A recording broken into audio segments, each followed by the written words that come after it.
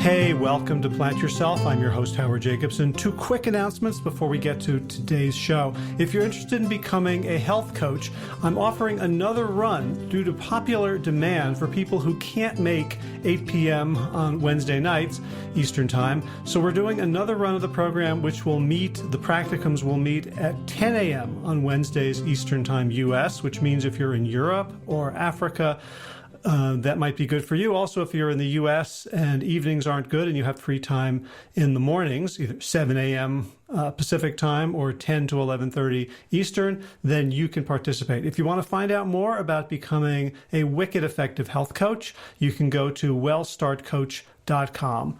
Second thing is, if you're not aware of it, Josh Lajani and I have a book that is free on Amazon Kindle. It's called Sick to Fit. And if you just go to Amazon and search for Sick to Fit, you'll be able to download it for free and read it on any Kindle-enabled device, even a phone, smartphone, tablet, computer, whatever. All right, let's get to today's episode. This is the Plant Yourself podcast. I'm Howard Jacobson of PlantYourself.com, WellStart Health, and Sick to Fit. This podcast is part of my mission to help you live a competent and conscious life.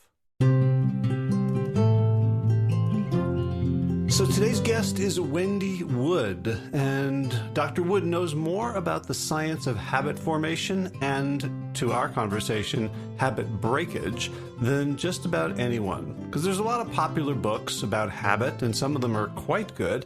Most of those are based on other people's research and opinions and preferences. Dr. Wood does the research, and she's done more than 30 years worth of primary research on habits with human beings. She was a research psychologist first at Duke University and now at the University of Southern California.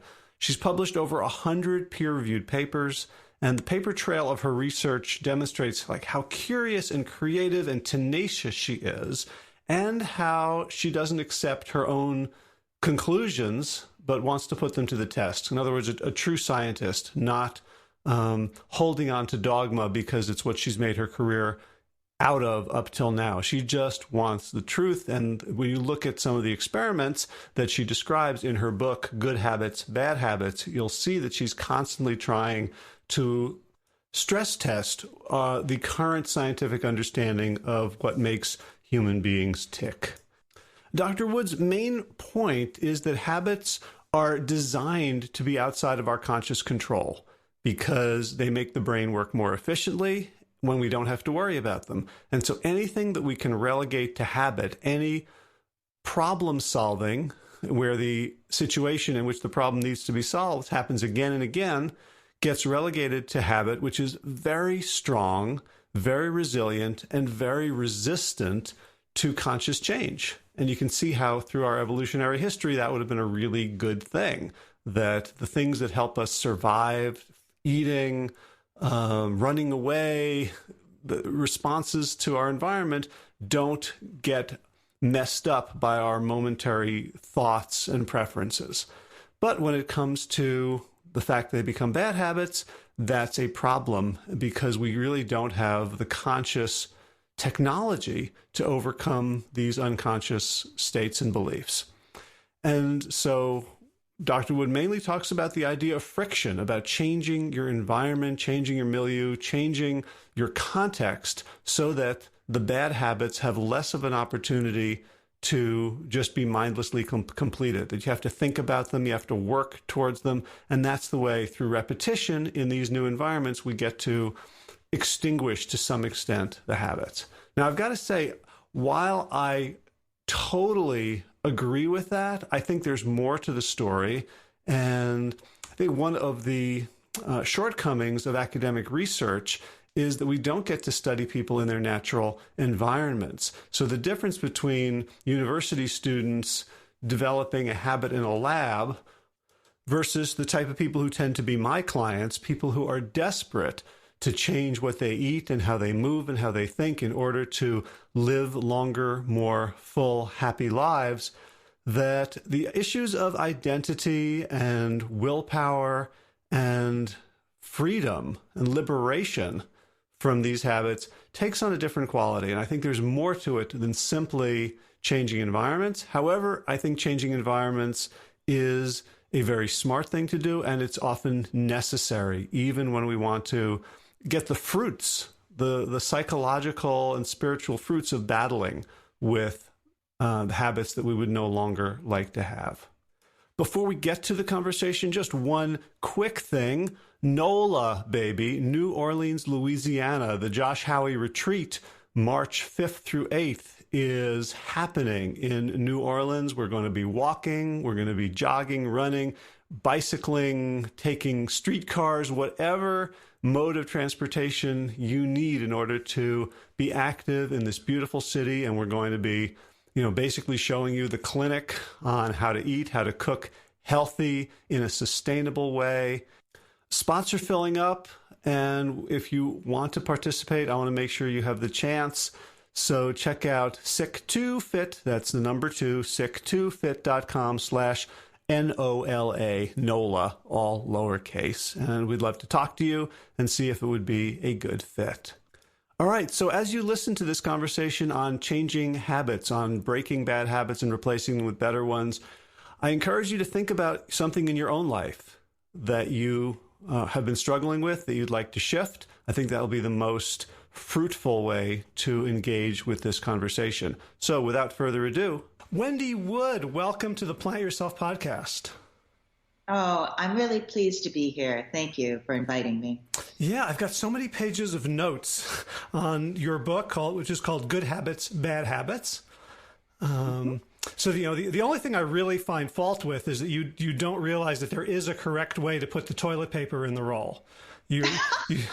I don't know where you got that from, but we're going to clear that up before the hour is done. But we all have many habits. Yes.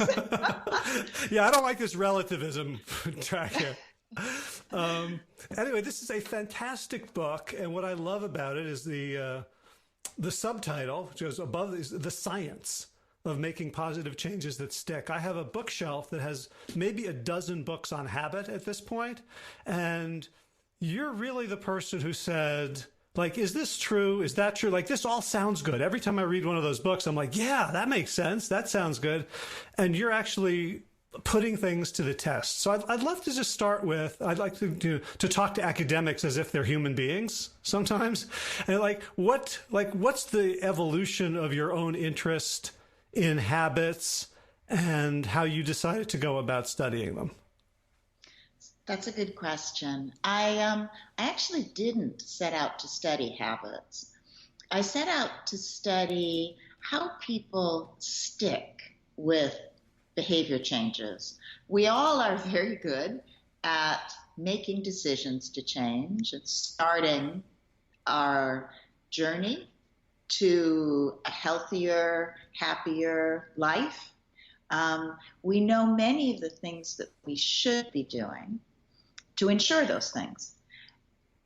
And what I was interested in is why we're so good at the beginning parts of it, when we're starting out making those decisions and initially sticking with them, but then not always able to maintain them. And it's actually become sort of an institution, right? New Year's resolutions. We expect almost to fail because so many of us do so much of the time. And what is that? Why is it that we're not as successful at sticking with things as we are at making the initial decision? So that's how I started looking into this question to try to understand persistence. And it became clear early on that the way people persist naturally is they form habits. And they form habits that allow them to do behaviors automatically, so that it becomes sort of almost second nature to people as they are repeating the behavior over and over. And as a psychologist, then I wanted to know, well, so what are habits and how do they function? And how can we define them and represent them and change them? So that's sort of that's the progression of my interest in this area and how I came to write the book. And as you say, there are many books on habits out there by people who are very smart and do interesting things, but habits are not something that you can intuit. Something I learned early on is that habits are really part of the unconscious. So they're part of our minds that we don't have access to. They function outside of awareness. And there's good reason for that, and we can talk about that if you want to. But they're not something that you can understand by observing yourself or observing other people. They don't have the same logic as our conscious thinking selves. Right. And well, which led me to like this like delicious paradox, which is like you talk about, and this I guess comes from behavioral science research, that human beings, we really overestimate how much our conscious selves are in control. Our deliberate, intentional selves that want things in the world are actually running the show. So there's this tremendous sort of overinflation of the importance of our minds, which, in the work I do, helping people live healthy lives, translates almost instantly into self-loathing because they feel like I'm so in charge. It's almost like when I remember as a little kid, like going to a video arcade or like a game room, and the game, I hadn't put a quarter in, but like things were still playing, and I was like pretending to drive or do the joystick, but I actually wasn't accessing it. It's almost like people have, like they're trying to access things, but they haven't put the quarter in. And so they go from this evaluation of their own mind's importance to being really hard on themselves. That's a great analogy, because habits run off even when we are thinking about something else and doing something else. So your analogy of my kids used to do this too. They would love to go sit in the video arcade just to pretend that they were playing. Nothing was really happening because, as you say, they hadn't put the money in. The pictures and stuff were sort of running off on their own. And in a way, that is a nice metaphor for what happens with our own experience. We can only know what we know, and that's our conscious thinking selves. Mm-hmm. And it does so much, but it doesn't do everything. Mm-hmm. And that's the piece that people miss. So they think they can make decisions and change their habits in the same way that they can make decisions and change their beliefs or change their perceptions of something. Habits don't work that way. Mm-hmm. Yeah, it's almost like it's like changing perceptions. Like I know people in my life who tell me that they can see auras, and that anyone can see an aura. It's like, well, it doesn't matter how hard I will myself to see auras, it's not happening. And maybe there's some protocol that would allow me to do it or something. But just to say, like, okay, from now on, I'm going to eat healthy. Right? Becomes this thing where you're trying to get the arcade game to do something that it's not going to do by itself. It's almost like this, I guess, it's like Danny Kahneman's System 1 and System 2, where one of the features, not a bug, of the non-deliberative system is that it's running without your control. Exactly. And habits are set up that way. I mean, you can see the evolutionary benefits of having a memory system that doesn't change easily, right? That is very slow to form and very slow to shift. Even though you might want to do something different, there's some information that's important enough, that's being repeated often enough, so that it should be stored in a way that you can't lose it easily. And that's how to eat and stay alive. That's how to sleep and get yourself rested, how to exercise. These are things we repeat on a regular basis. And they're important enough for our survival that we store them in a way that takes a while to learn, a lot of repetitions, and then also takes a long time to change because you can't mess with it easily. As you say, that's a feature. It's not a bug. Yeah, and because it's so, like, I can't imagine a species that would have evolved and been successful without this, right? Like, oh, every day I have to make a decision. Do I eat or do I not eat? Do I work or not work? Like, there's too many variables and too many places for that to go wrong without this sort of like a gyroscope, a survival gyroscope that keeps us going no matter how insane our flights of fancy might be. Exactly. That would make us follow the patterns that we've learned in the past about how to get food and about how to interact with other people and all of the important things that you do on a repeated basis every day. It's too important to leave to something as fluid and flexible as our conscious thinking selves. So let's get to your quest to understand habits, which I guess begins with a definition, right? So, what is your definition of a habit, and how does that definition help us? The definition that I use, and most psychologists at this point use, is that habits are representations. They're cognitive representations that come to mind automatically when you're in the context where you repeated a behavior in the past. So I get up in the morning, I walk into my kitchen, I stand in front of my coffee maker, and I'm not asking myself, do I want coffee? If I want coffee, do I want a cappuccino? Do I want espresso? Do I want plain coffee? I stand in front of my coffee maker, and I'm fuzzy in the morning, so I'm not thinking a lot. And what comes to mind is the steps. You do this, you do this, you do this to make coffee. And I just do it. I follow those steps.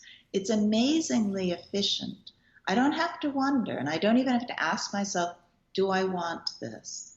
I just make the coffee. And it's easy to see that with some behaviors, like making coffee. It's not quite so easy to see it when we are struggling. Say we've made a decision, we're going to change our behavior.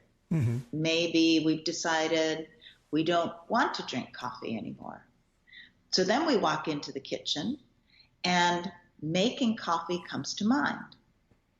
And we think, oh, geez, I guess I really want a cup of coffee. But what people don't realize, this is sort of our conscious self interpreting what's going on with our habit system.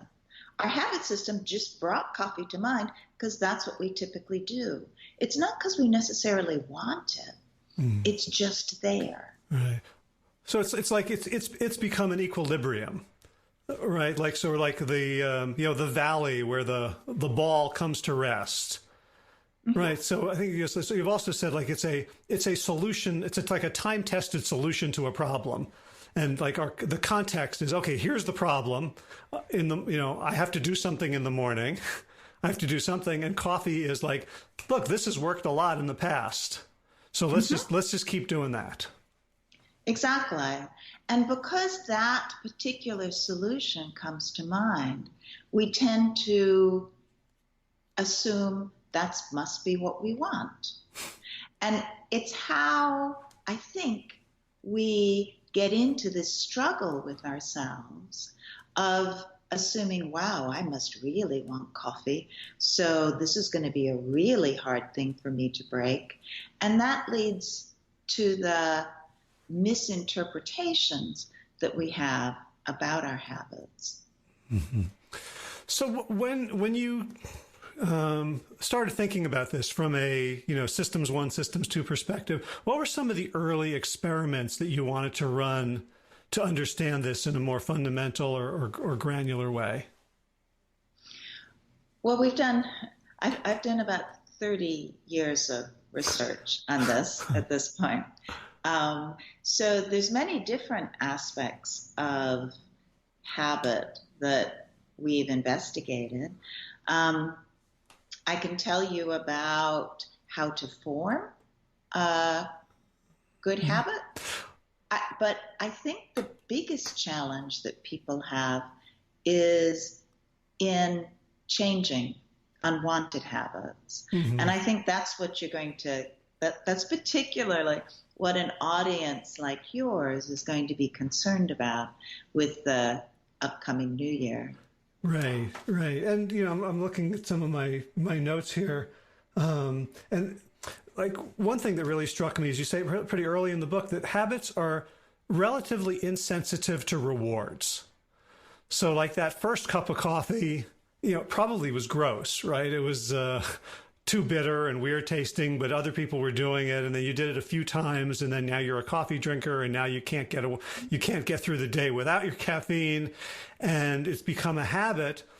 But like because the conscious mind is not in the conversation, the habit mind doesn't say, am I getting benefit from this? The habit mind is just plowing ahead, blinders on. And so But people often say, well, I get a reward from this, right? Like I get a reward from the coffee. I get a reward from big dopamine reward from eating sugar or fatty foods, right? But it's not it's not the way they mean that they say they mean it. They think like, oh, I eat this and I'm really happy, or I drink this and I have all my energy. There's some other kind of reward, like you call it the ghosts of old rewards. Exactly. Yes. And one of the studies we did to demonstrate this was in a local movie theater. We had people come in and watch movie trailers. They thought the purpose of the study was to watch the trailers and tell us which ones they liked. In actuality, we gave them boxes of popcorn. Some got stale popcorn, a box of stale, and it was very stale. We popped it a week earlier and kept it in our lab in a plastic bag for a week. And others got fresh popcorn. And then we asked these people at the end of the movie trailers whether they usually ate popcorn while they watched movies. And the people who didn't typically eat popcorn at the movie theater acted just the way you'd expect them to, right? We think people eat popcorn because it's salty, it's fatty, it sort of tastes good. And so they ate the popcorn that tasted that way. They ate the fresh popcorn. They didn't eat the stale popcorn. But people who had habits to eat popcorn in the movie theater, they could tell us that the stale popcorn really wasn't good. It was bad, but they ate it anyway. And it's because they were in the context that they were normally in when they ate popcorn. And that idea of eating popcorn just kept coming to mind, even though it really wasn't reinforcing. It wasn't a positive experience. It gives you an idea of how resistant our habits, once we formed them, how resistant they are to change. That even when the outcome is not what we want, when coffee tastes bad, when we really don't need that kick because we're already a little anxious and aroused, or any setting that would make it so that the practiced behavior, the one that got rewarded in the past, isn't rewarding now, doesn't make any difference. That idea still comes to mind, and we still act on it. And you shared a lot of research that I was not familiar with around sort of the physiology of dopamine and the salience and the fact that how, like if you do something, if I eat the apple instead of the candy bar, and 2 hours later or 2 weeks later or 2 months later or 2 years later, I'm happy I did, cumulatively, that's completely insensitive to habit formation. That's what happens in the minute or so right after, and that dopamine somehow like hijacks our attention so that the things that we're used to doing become more salient in our environment, like that the Magritte painting that you list in the book, where the comb is the size of the bed, right? They could be in the movie theater, but the mental representation of this bucket of stale popcorn, it could be bigger than the screen in their mind. Exactly. So it's whatever we have experience with that has given us rewards in the past is what we notice now. And you're absolutely right. For habit formation, rewards matter a lot. So this is a tricky thing about habits, and I think a lot of people get confused because rewards are important for forming habits. As you say, the reward has to be in the moment. So it's not enough to buy yourself some fancy thing at the end of the week if you stick to your diet, or give yourself a present if you go to the gym as often as you want.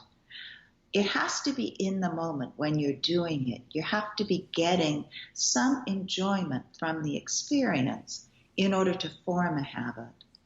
But once that habit is formed, it is insensitive to rewards in general, meaning the rewards can shift. The popcorn can become stale.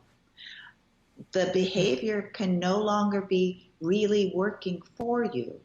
It can be something you don't really want to do.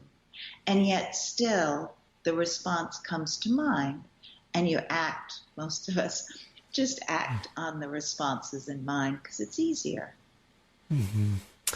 And so, but then what do we do about the fact that so it's insensitive to rewards? And you talk about, the whole chapter about rewards, about creating alternative habits that you reward yourself for in the moment. But like for people that I work with, there's nothing more rewarding than a chocolate bar or a pepperoni pizza.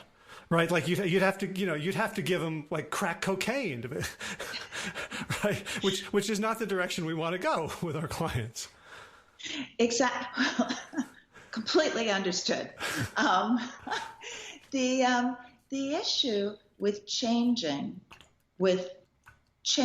old habits is that rewards are not going to be very useful in that.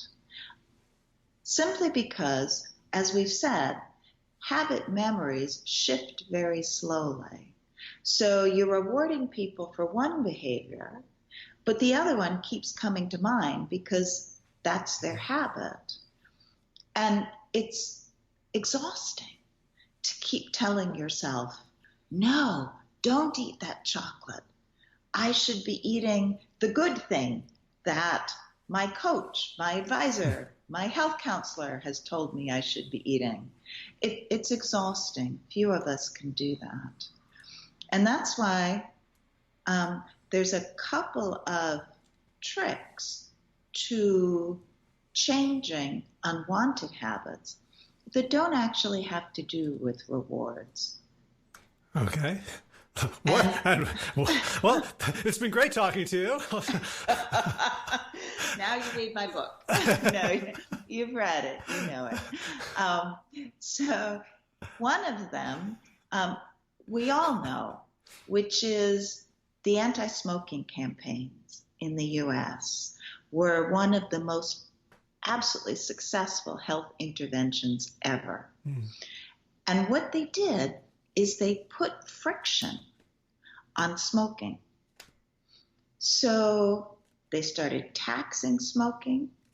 They took cigarettes off store shelves. So you actually have to ask someone in order to get to buy a cigarette. The government banned smoking in many public places. So it's just much more difficult. We can't light up in the office anymore. We used to be able to smoke in airplanes, believe it or not, but you can't do that anymore.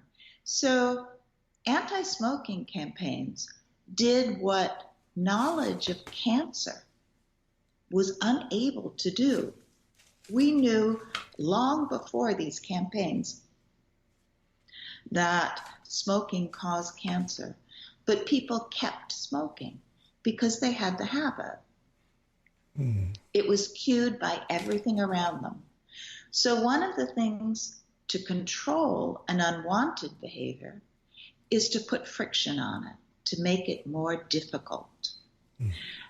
One of the simplest ways of putting friction on something is proximity. Make it further away. And one of the studies I love has to do with going to a paid fitness center or gym. A data analytics company, this is not my research, a data analytics company tracked cell phones for several months, tracked thousands of cell phones to see how far people holding the cell phones were willing to go to their local gym. And what they found is that if you are going about 3.5 miles to your local gym, you'll go 5 times a month on average. If you go 5.1 miles, you only go once a month. So that small distance, it's a little over a mile, is the distance between having a fitness habit and not. Right. And that's still a mile. And by the way, I joined a gym 2 weeks ago, which is 9 miles away. So I was really sad to read that. But there's no traffic lights.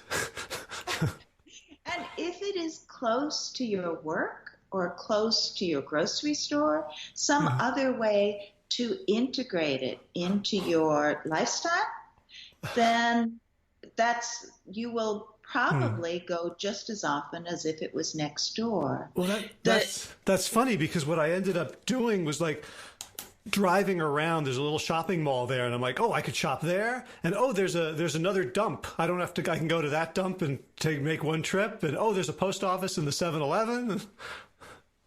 There you go. You have made it convenient for yourself. So you are reducing the friction, because proximity reduces friction. And what's close to us, we're more likely to do. So that's one really important insight. Right. And there was another study, I'm not remembering, but it was about popcorns and apples. There was a proximity of like 6 feet and not a mile. Exactly. Yes, this was an experiment where some people had a bowl of apple slices in front of them and a bowl of popcorn way at the end of the table. They could see it, they could smell it, and they could reach it if they just sort of plunged slightly. Or they had the popcorn right in front of them and the apples at a slight distance. If you have the apples in front of you, you eat 1/3 the calories as if you have the popcorn in front of you. You can see them both. You can reach them both. But that simple proximity meant you were eating 3 times more if the popcorn is close by. And that's something that, again, these are things that seem really simple to our conscious minds. And we think, well, if I'm on a diet, I'm eating healthfully. I'm going to eat the apples no matter where they are. But it doesn't work that way, because proximity is friction. And our habits, our behaviors that we repeat over and over are very responsive to proximity. Okay. So, but I want to challenge that a little bit from my own experience and in talking with some of my clients who are like, okay, I'm going to cover up the TV after 9 o'clock. I'm going to put a sheet over it, or I'm going to put the cookies in the top shelf, or I'm going to, almost to the point like those are all ways to control. So a bunch of years ago, I read this book called Your Money or Your Life. And it was about like saving money and not buying useless shit and stuff like that. And one of their suggestions was like you could actually go and print it out on your printer and fold it and tape it and create a credit card condom. And it had like all these inspirational sayings on it. It was like, it was like a little envelope for your credit card. And you had to get it out and look at it. And I got really good at getting the credit card in and out of that envelope. And I hear from people like, yeah, I do this. And then when I want the thing, I just go do it anyway. Like the friction, it almost feels like friction would be good if it was like, like a pen balancing. But it doesn't, like if the habit is so ingrained and it feels like, God, I really want that Larabar. And yeah, it's in the trunk of the car, but I'm going to go get it anyway. Like, so how can you help people, where friction doesn't seem to do the trick? Let me say first that friction works on average. It doesn't work in all circumstances, as you're pointing out. These are suggestions for people that work better than the standard, I'm just going to white knuckle through it and make it work. Mm. Friction is one step, and it does reduce the amount of junk people eat, the amount that they spend. Obviously, it works because it is, much of our economy is based on it, right? The whole idea that if you don't have to, that 2 clicks is too much to get people to buy stuff, that you have to reduce it to a single click, or even just face recognition on your phone to buy something. Anything you can do to make something easier, reduce the friction, will make it more likely that people do it. Anything that increases the friction will make it less likely. Doesn't mean it's impossible, as you're pointing out, but it just makes it less likely. Mm-hmm. The other thing is that I recommend to people, if they want to change a bad habit, is changing the context in which you typically do the behavior. And there's great data suggesting that when people move, or I've done some of this work myself, when they're in new settings, new contexts, you have to make decisions. The old habit is no longer activated. And so you are free then to say, okay, I'm not going to eat candy bars anymore at 3 o'clock in the afternoon like I did at my old job. I'm going to find something else to do. And that's much easier when you're not in the same context as before, because the context isn't bringing to mind that behavior that you no longer want. So I'm going to ask you about something that happened to me about April, however many months ago that was. So you know Peter Bregman, who you were on his podcast a month ago or so. So he's lovely. He is. He was leading a workshop at Esalen, and I was assisting him. And at the end of the last day, he's like, "Hey, do you want to? Everyone's gone. We're like, let's go down to this beautiful hut and meditate for 20 minutes." I'm like, "Okay, that sounds like a good idea." And I understand like why meditation is good, and I've sort of flirted with it for years. And I would try this style, and then Headspace, and 10% Happier, but nothing would stick. And we went to meditate for 20 minutes, and I said, "That was really fun." He says, "Yeah, I do it every morning, 20 minutes in the morning, 20 minutes in the afternoon. I just do that." And at that moment, I was like, "Oh, I'm going to do that."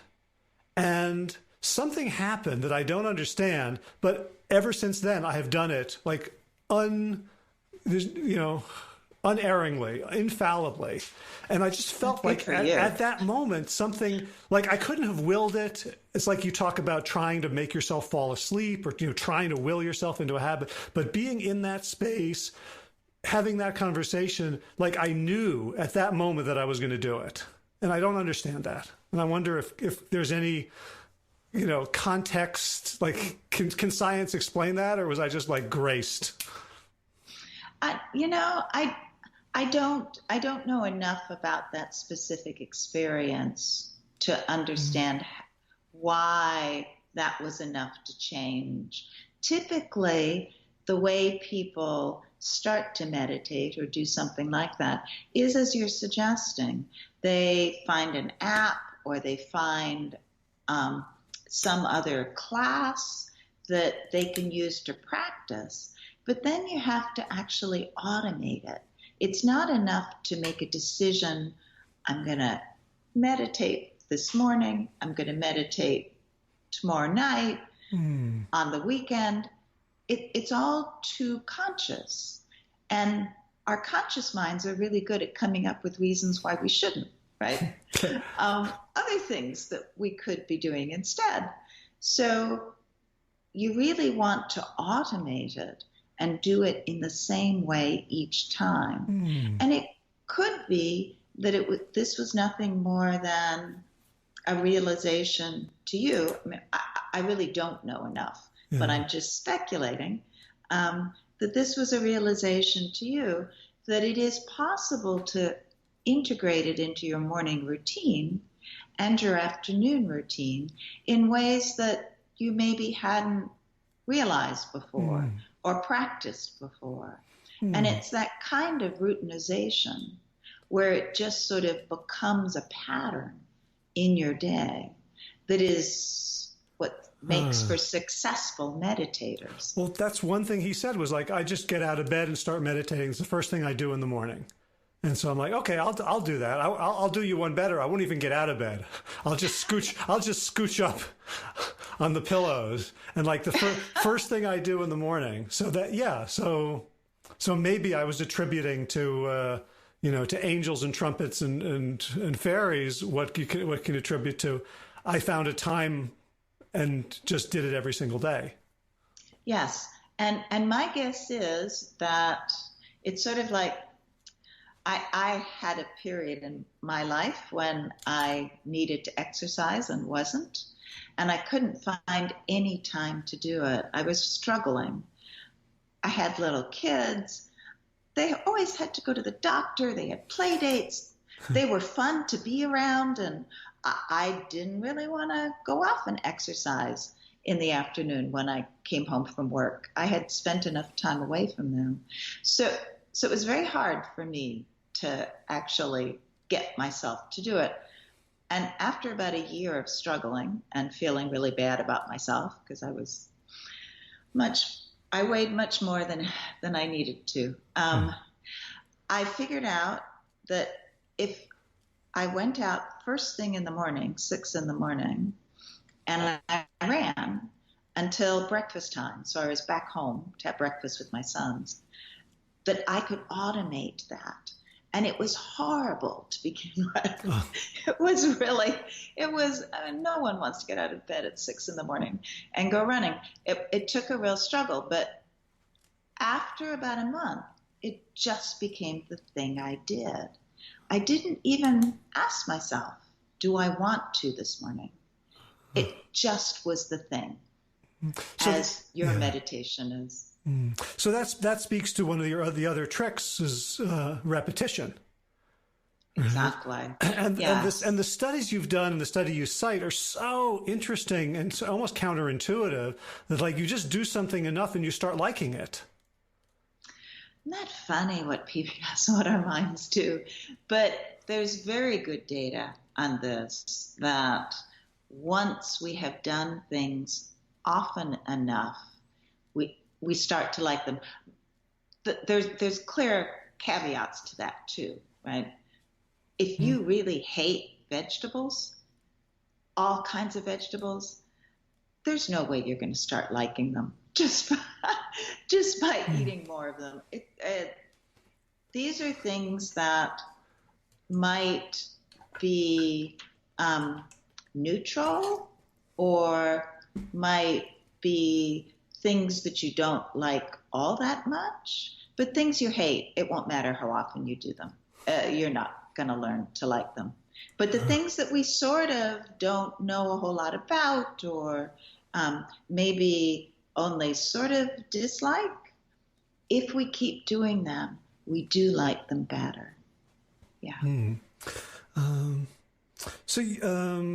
mean, first, you do mention like the artichoke study where like toddlers did start liking their artichokes. And it didn't matter if they were sweetened or otherwise enhanced. Just repetition and familiarity led to it.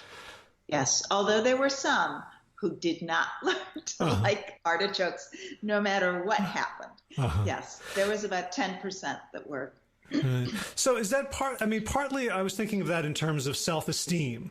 Like when you do especially for behaviors, you do something repetitive, so I'm getting up in the morning and doing this thing and are my sneakers tight enough, and am I wearing reflective clothing, and how do I wear, what side of the road do I, like all this, like new, like what shoes, like when you're new, everything is, is either like an exciting adventure or a hassle. But then once you start like, okay, this is a thing, like somewhere your system one tells you, hey, you're good at this. It doesn't matter if it's 6 a.m. and you don't really like doing it and it's cold out or it's raining. It's like you get a hit of self-esteem from just repeating the action. Well, and that feeling of self-esteem helps to build habits. So in your example of running early in the morning, I learned that listening to the radio, which is something I didn't have time to do most of the rest of the day. I used to listen to NPR, and this was before podcasts. It was very rewarding. It made me feel good. And I started taking my dog with me too, and she loved it. So the whole thing, I found ways to make it more appealing over time. And as you say, there is a certain pride that you get from doing the things that you struggled with in the past and have now figured out. And that also generates that dopamine release, which helps to build habits. Yeah. So one of my questions about that is, like the idea of some things that you just don't like to do, like a lot of the habit research was like bundling, right? So you bundle some reward with it. So you have your NPR and other people will watch Netflix in the basement on the stationary bicycle. You have a lot of research in the book about the use and misuse of monetary rewards, as extrinsic versus like the intrinsic joy of doing something. But for a lot of stuff like getting up and running in the morning, there is no intrinsic joy at the beginning. But like one of the things I really work a lot with my clients on is our mutual friend Dan Ariely has this phrase, benign masochism, which is like watching people at CrossFit or triathletes who are like celebrating how bad the workout sucked and how spent they are and how much they're hurting. And it feels like almost like because of future discounting that, okay, I'm going to be fit in a year, or like, and the pain is all now, that specifically trying to do things that suck so that you feel good about yourself. Like, look at me doing this thing that sucks is actually a kind of reward in the moment. Yeah, perhaps. There are probably people who are motivated by that. We all are motivated by different rewards. So you don't think that's a universal? Yeah.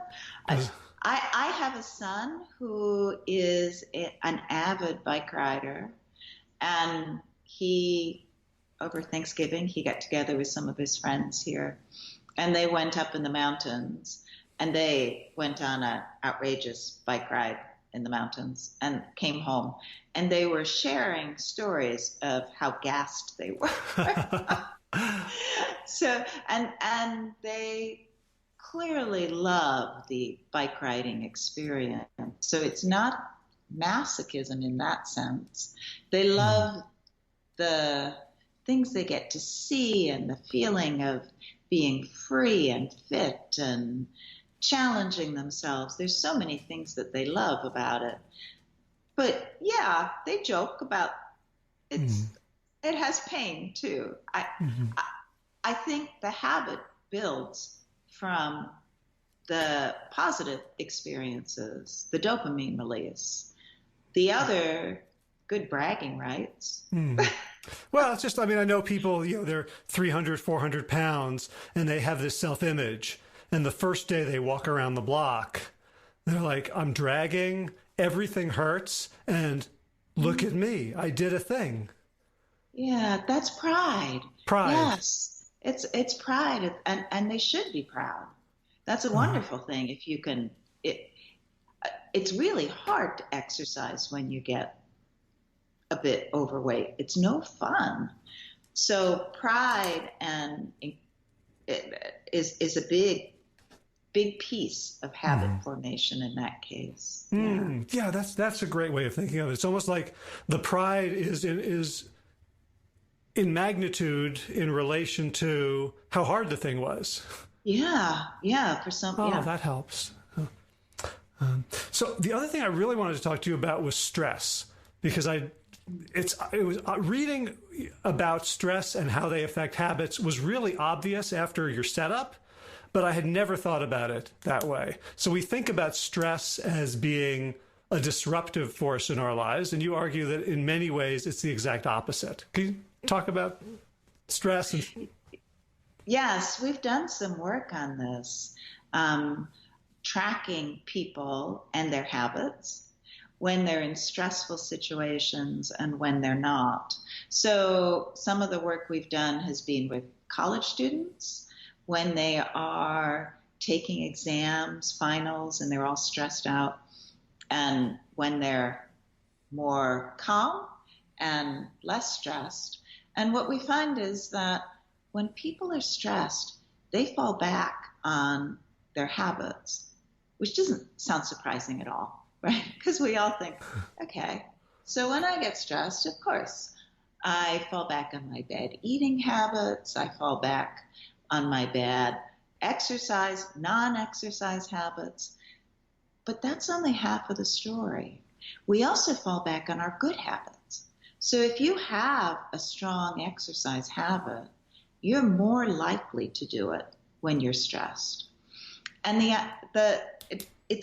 as you say, it's quite simple in some ways, because if we're not thinking all that much, and stress actually sort of derails our thinking conscious minds, it makes us sort of preoccupied with whatever is the thing we're worrying about, then we're not changing our behavior. We're sort of back to the default. We're not deciding, oh, instead of going to the salad bar today for lunch, which I always do, I'm going to try this new restaurant. We don't have the energy for that. Right. When we're stressed. But people think, well, I'm stressed, so I'm just going to get a Coke and a bag of Kit Kats. Like that's how we think about it, but that's really an ingrained bad habit. Exactly. That our habit system doesn't think in terms of good or bad. It's just, right, this is how we roll when we're not thinking about it. It's just the default. It's just the thing that gives us a response when we're not thinking and deliberating and trying to make decisions in the moment. Yeah. Mm-hmm. Right. And you talk about your research and others' research on, stress as something that leads people to exploit existing strategies rather than exploring new ones. How does that tie into habits? Yeah, so there's this idea in managerial context, organizational context, that companies can either exploit what has worked in the past, or they can explore and innovate. And there's good research that when you stress managers and decision makers, they are more likely to keep doing what the organization has done in the past.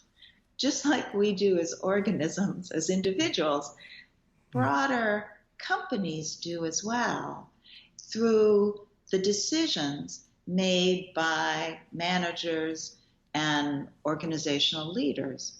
Under stress, we don't have time to innovate and energy to innovate, so we repeat what we've done in the past. Sometimes that's okay.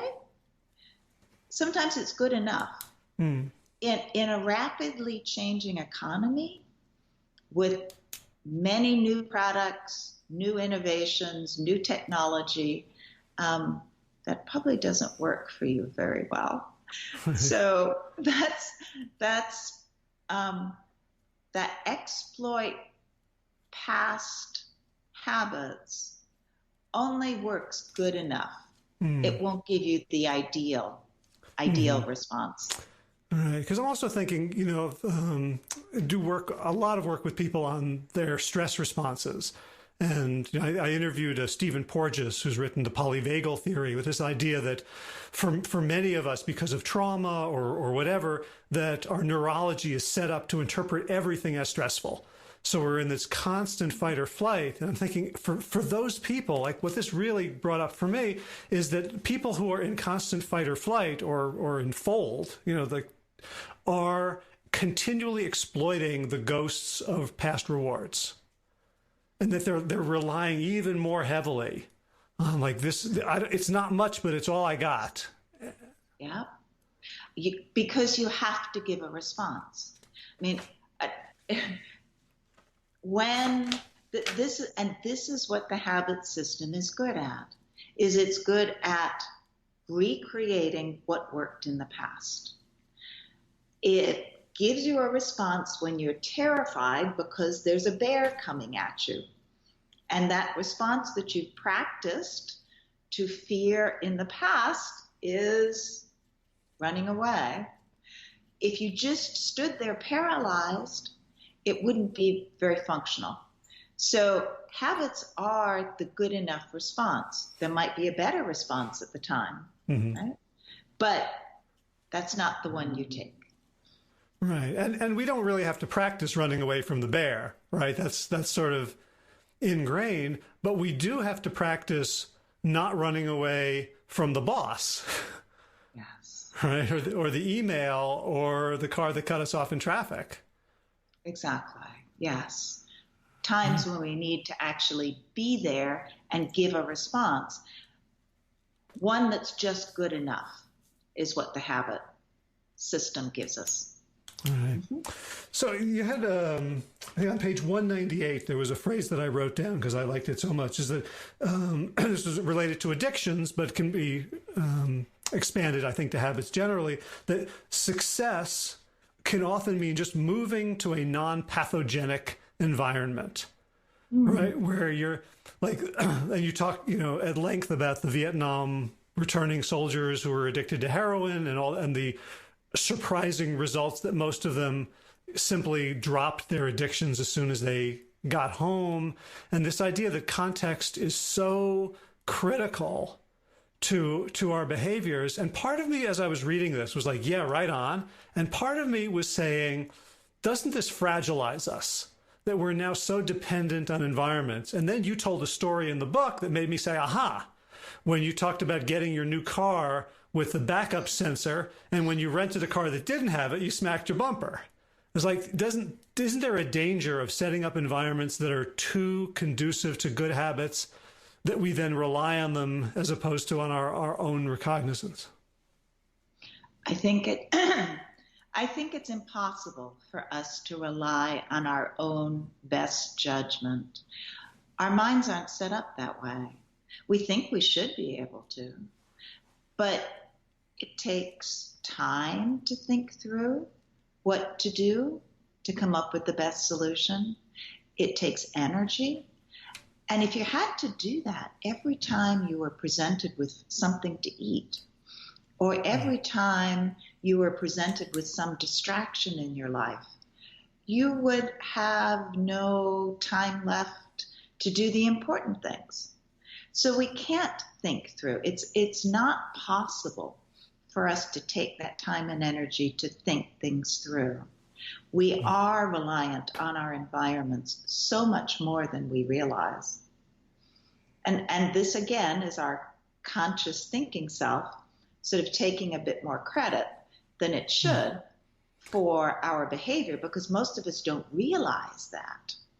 We are so dependent on our environment. So given that we are, and I don't think any psychologist would disagree with this, that consciousness is just not efficient, and it's not something that we can rely on a regular basis. Given that, we have to then use other strategies, and our environment is influencing us all the time, whether we're aware of it or not. So there was a time a few years ago when I was eating healthy but not that healthy, and one of the things that was okay for me to eat was Cliff Bars. I don't know why, because there was a picture of a mountain climber on it, but other members of my family ate Cliff Bars too, but they would eat like 2 a week, and we would get the boxes of them, 20 of them at Costco. And I would discover I'd eaten like there were days I would eat 6 of them, 7, like that was like it was just there, and it was clearly a habit, if not an addiction. And the way I worked on it was like, I don't want to deprive my family of Cliff Bars. I'm not going to hide it somewhere. I decided one day that they are not food. And like the first few, I would reach for it. Oh, nope, don't do that. And as I brought mindfulness to it, it reached the point where they could be around, they could be, other people could be eating them. And so I haven't changed my environment, but I also I'm not using my conscious mind to make decisions anymore. Where does that fit in? This kind of just, I'm changing an identity, either an identity out in the world or an identity in myself, and just cutting off that habit from possibility. Well, again, I don't know the exact circumstances in which you did it. It sounds like you exerted self-control, and you were able to exert self-control until you had formed a habit to eat other things, or a habit to avoid the Cliff Bars. I don't know what you were doing at the time, but your description makes it sound like you didn't love the Cliff Bars, and you were aware that you didn't. This wasn't something you were craving. You were eating them just sort of because they were there. They were there. So, they were sugary. They were much easier than like making food. And it seems like they are food, although they're not. Right. I mean, they're sort of marketed as if they were food. You successfully exerted your decision making and were able to control that particular behavior. So congratulations. The challenge is that most people aren't able to unless they set up contacts that help them.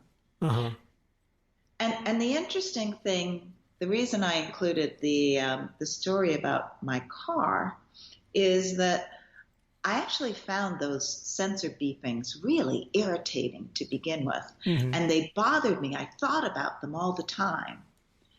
But after a while, they just sort of receded. You habituate to things like that. And I didn't even notice when the rental car I hired didn't have them. So, but my behavior did. And that's when I backed into the wall, because my behavior was waiting for those sensor beeps, and they weren't there. And so I had an accident. And we can all set up our environments like that so that we're not noticing what it is that is helping us make the decisions we want to. But they're there. Right.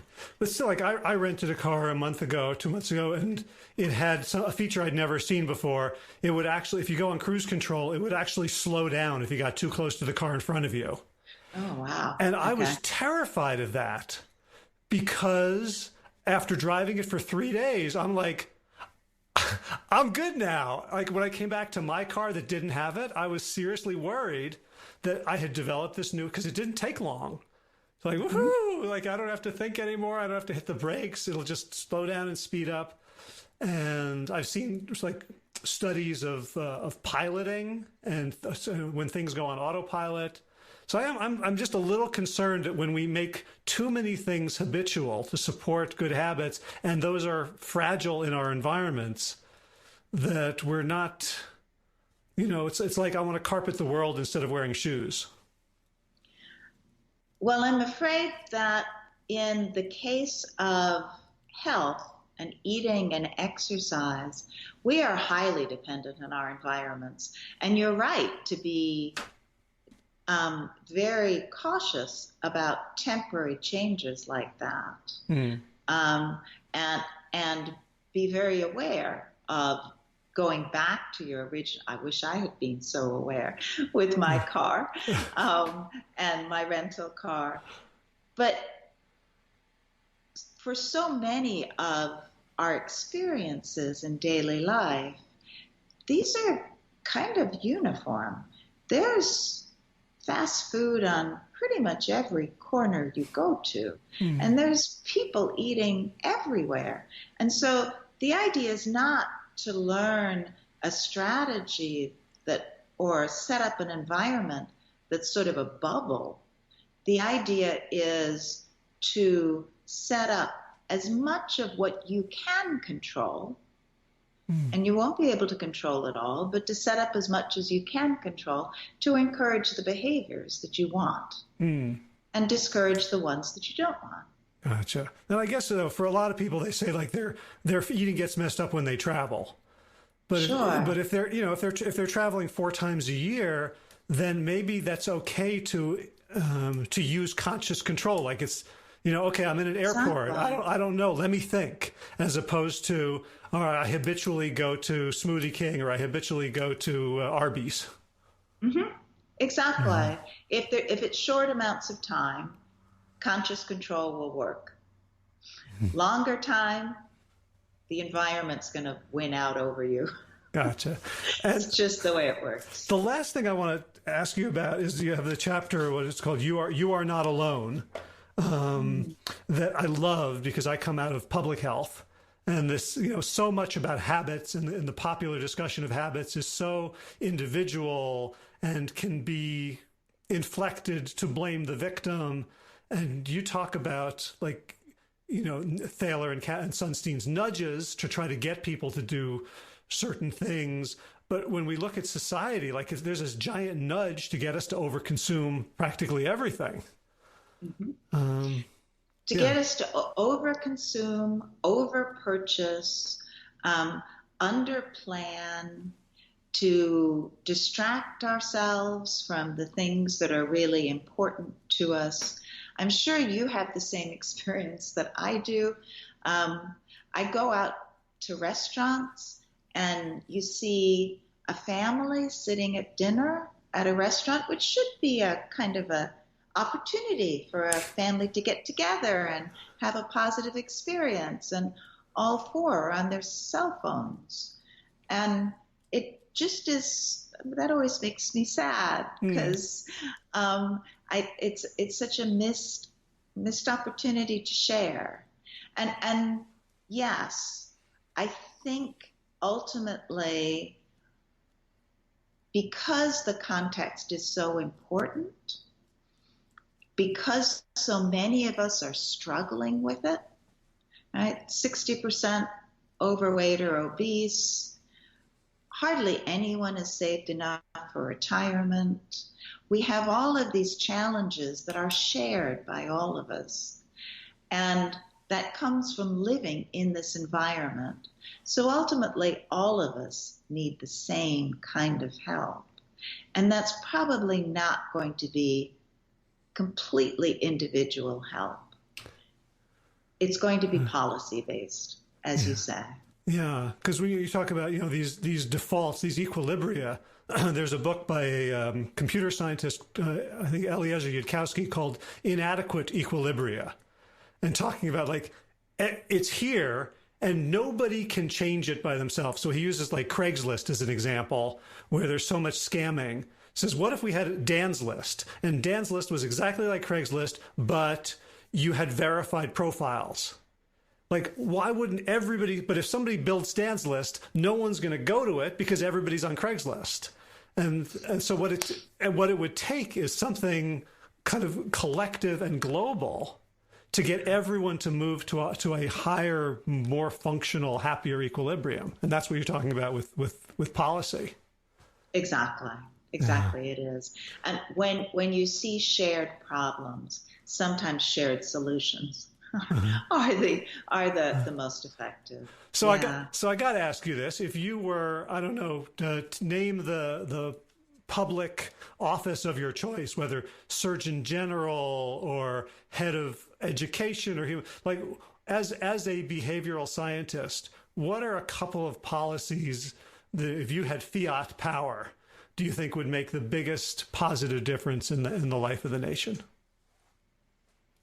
Well, I think that the obesity crisis is causing an awful lot of stress for individuals and for our health system.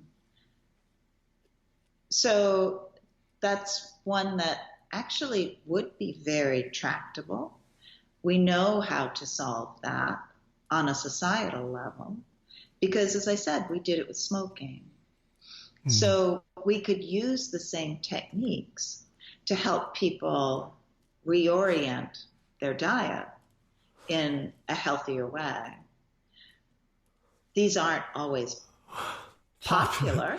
Wow, I'm just imagining the cheeseburger section of the restaurant. But the idea is not to ban them.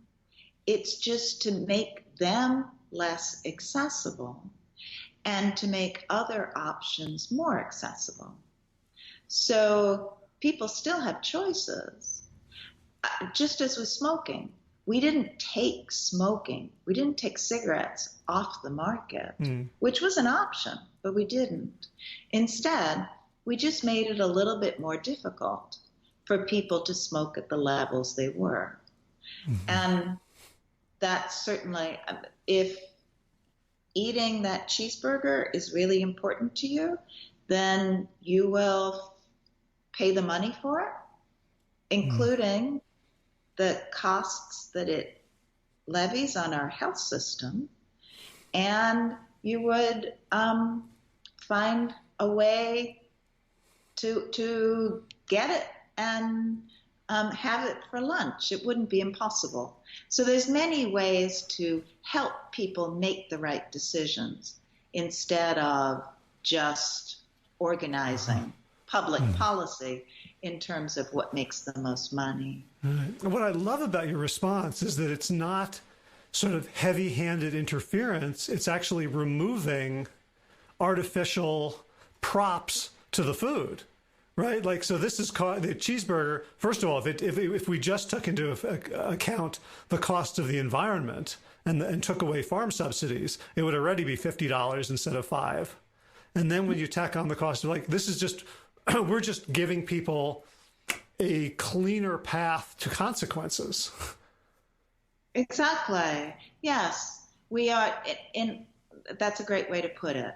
Is that we're making the consequences part of the experience. And so we're factoring them into the economy. And doing that for the environment is clearly the other thing that we need to be doing, is starting to consider the externalities of all of these things that we take for granted. All right. Yeah. Well, I will vote for you. So this has been lovely. You've asked great questions. Well, thanks. Thanks. I really appreciate the book called Good Habits, Bad Habits. I appreciate all the different studies that you put in, of from college students to epidemiology to natural experiments, and your commitment to like what's the truth here.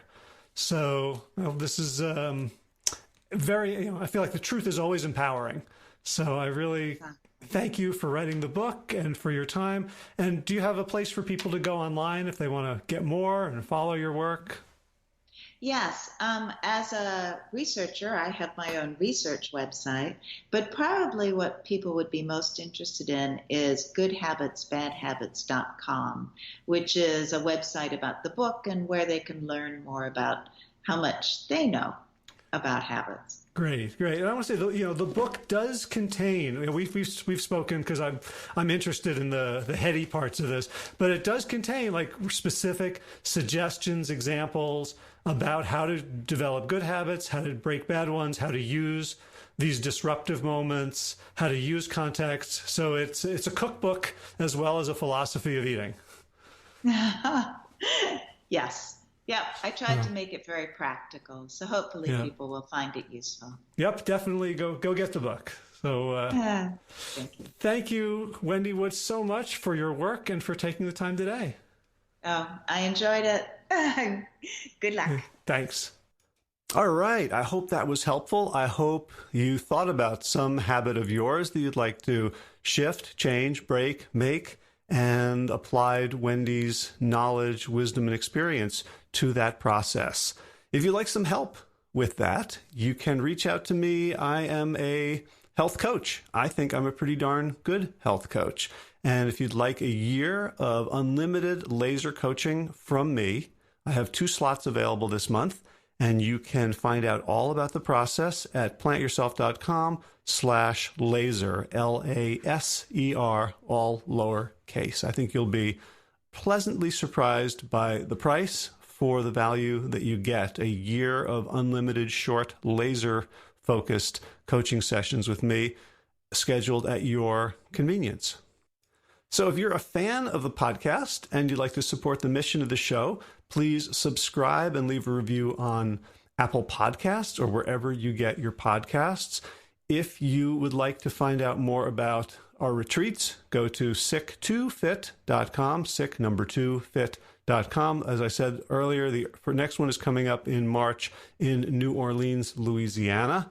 And Josh and I are talking about doing one in South Africa sometime in 2020 or 2021. That will be probably for people who want to do more running. So we're going to try to hook up with one of the iconic races and do it far enough in advance that we can actually do a training program where people can train for either the 2 Oceans or Run the Berg or the famous Comrades Marathon. This year it's a downhill, so we won't be doing that one. But next year it's going to be an uphill from Durban to Pietermaritzburg, and it will be amazing. So if you're just interested in that, drop me a line just so I can gauge interest before we go and spend a whole lot of effort, checking out lodging, accommodation, catering, and all that. hj@plantyourself.com. So be sure to check out the show notes for today's show. It's got links to Wendy's book and her website and some of the other books that we talked about. And that's at plantyourself.com/353. All right. So in the coming weeks, we got a couple of really interesting ones. One of them I recorded yesterday with Dr. Milton Mills, and it's about racism, and racism particularly in the vegan community and where it exists, what it looks like. We talk about the fact that having racist views does not make one a bad person. It just makes one a person not aware of their racist views. And the obligation when they are pointed out to you or when you discover them or stumble upon them is to do some listening to people who are thinking about racism all the time because they're on the receiving end of it. So that's the conversation. I don't know if it will be published this coming week or the week after because, with fingers crossed, I have an interview scheduled for this afternoon, which I would publish next week, with James Wilkes, the man behind the Game Changers, who is just fresh out of a knock'em, sock'em, drag-out debate on the Joe Rogan podcast with Joe Rogan and Chris Kresser. So that would be timely, but one of those will be next week, and hopefully both will be in the next couple of weeks. All right, so in garden news, we're covering the greens. They hopefully will survive, and not much going on, just doing some tidying. And in running news, had a good weekend, did almost a half marathon with Gio over at Umstead. Those hills are still tough, and I found that I was engaged in too much conversation and therefore wasn't paying enough attention to my chi form. Sorry, Danny Dreyer. And so I got some tight hips, which helped me not finish the full half marathon. But today I'm going to see if I can do 8 easy. Outside it's beautiful, and sort of work my way back into chi form. All right, let's talk about thanks. Thanks, of course, to Will Ridenauer for Sabali Dawn, the Dance of Peace, the theme music for this show for many years. And check out willridenauer.com for more of his gorgeous music. And of course, thanks to all of you Plant Yourself podcast patrons. Kim Harrison, Lynn McClellan, Anthony Disson, Brittany Porter, Dominic Maurer, Barbara Whitney, Tammy Black, Amy Good, Amanda Hatherley, Mary Jane Wheeler, Ellen Kennelly, Melissa Cobb, Rachel Burns, Christine Nielsen, Tina Scharf, Tina Ahern, Jan Volkanovsky, David Bizek, The Mysterious, Michelle X, Elsbeth Feldman, Victoria Dolomanova, Leah Stoller, Alan Christensen, Colleen Peck, Michelle Andrew, Josina, Julianne Roland, Stu Dolnick, Sarah Durkis, Ramza Circus, Kelly Cameron, Wayne Pedersen, Leanne Peterson, Janet Selby, Claire Adams, Tom Franzek, Jeanette Bedham, Gil Lacert, David Donahue, Blair Cyber, Dorona Vizov, Gio and Carolyn Argentati, Jody Friesender, Ruth Van Funderburg, Misha Rosen, Michael Warbeck, The Equally Mysterious, Tracy Z, Alicia Lemus, Rebecca Hughes, Val Lindemann, Rhymes with Cinnamon, Nick Harper, Stephanie Holmes, Martha Bergner, Nicole Ramsey, Susan Amon, Molly Levine, The Inscrutable, Harry R., Susan Laverty, The Panda Vegan, Craig Kovic, Adam Sharp, Karen Burley, Heather Morgan, Ashley Corcoran, Kelly Machia, Deanne Norton, Bonnie Lynch of Plant Happy Oregon, Sabina Kurtzels, Nigel Davies, Marion Blum, Teresa Copel, Shel Rudless, Julian Watkins, Reed O'Connell, Brian Sheridan, Shannon Hirschman, Kate Rosalind, Ayat, Julie Lang, Home Hedegaard, Isa Tuzan, Wakani, Hainline, Aaron Greer, Alicia Davis, Aviva L, Heather O'Connor, Carolyn Jensen, Sherry Orlikoski of Plant Powers for Health, Karen Smith, Scott Mirani, Karen and Joe Crabtree, Tanya Lewis, Kirby Burton, Teresa Carell, Kevin McCauley, Elizabeth Rothschild, Kelly Baker Miracle, Alan Jesse, Cheryl Dwyer, Jenny Hazelton, Valerie Peltier, Peter W. Evans, Colleen Harrison, Justine Divitt, Joshua Summermeyer, Dennis Berg, Darby Kelly, Lori Fanning, Linnea Lundquist, Valerie Hummel, Deb Casilla, Emily Akinelli, Levy Wallach, Rosamund McAtee, Dan McCorney, Stephen Leenan, Patty DiMartino, Mike and Donna Karts, Deanne Bishop, Bill Rielf, Gunter Schmidt, Marjorie Lewis, Kelly Molden, Tricia Adams, Ian Kramer, Nancy Sheldon, Lindsay Bejor, Gunmarie Hagen, Liv Tracy Gullidge, Laura Hayden, Meg from Mama Says, Rochelle Kennedy, Joan Borstein, Diana Goldman, Stacey Stokes, Ben Savage, Michael Kay, Holly Butler, David Hughes, Connie Rogers, Claire England, Sally Robertson, and Param Ganshi for your generous support of the podcast. That's it for this week. Whew. As always, be well, my friends.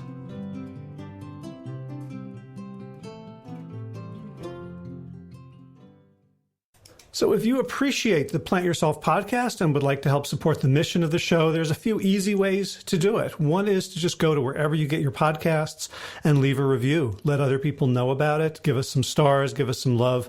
And that really helps us be found by more people. Something else, of course, you can do is let someone know about this podcast. Someone who you think would benefit. Send them maybe a couple of episodes that you think would pique their interest, or just ask them to subscribe in general. And third, you can join arms and become a patron, a financial supporter of this show.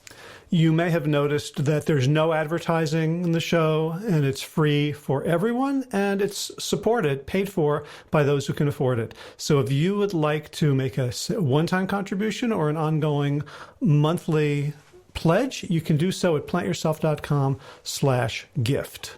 All right, time for thanks. Thanks to Will Ridenauer for allowing me to use his beautiful song, Sabali Dawn, the Dance of Peace. You can find more of Will's music at his website, willridenauer.com. And of course, thanks to all of you Plant Yourself podcast patrons.